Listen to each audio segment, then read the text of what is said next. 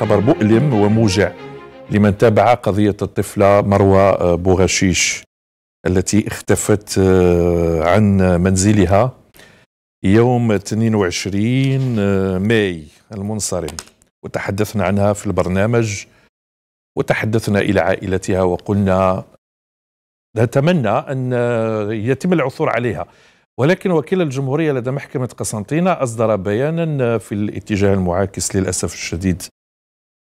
عملا بأحكام المادة 11 من قانون الإجراءات الجزائية، يعلم وكيل الجمهورية لدى محكمة قسنطينة أنه في إطار التحري حول حادثة اختفاء الطفلة المسماة بوغشيش مروى يوم 22 ماي 2025 وردت معلومات تفيد بوجود جثة مجهولة الهوية بغابة جبل الوحش.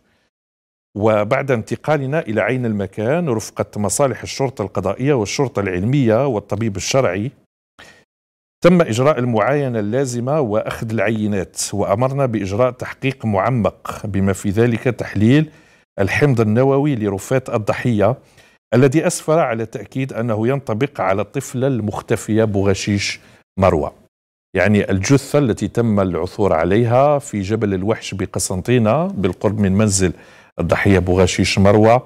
تم التأكد بعد الإجراءات العلمية بأنها تعود للطفلة الضحية. التحريات لا تزال مستمرة تحت إشراف النيابة من أجل تحديد ملابسات القضية وكشف الفاعلين.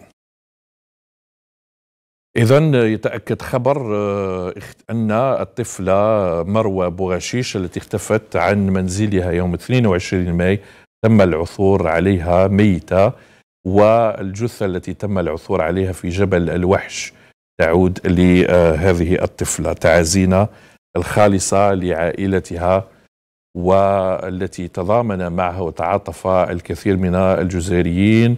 حتى القصة انتقلت، يعني القصة المروعة والمأساة، إلى خارج الجزائر، ولا شك بأن العائلة تحتاج إلى تضامن وتعاطف أكبر الآن في هذا التوقيت بالذات. والسؤال الذي يطرح الآن، كنا نسأل أين اختفت مروى، السؤال الآن هو من هم الجناة الذين اقترفوا هذه الجريمة في حق هذه الطفلة البالغة من العمر 13 سنة، أو التي كانت تبلغ من العمر 13 سنة رحمها الله.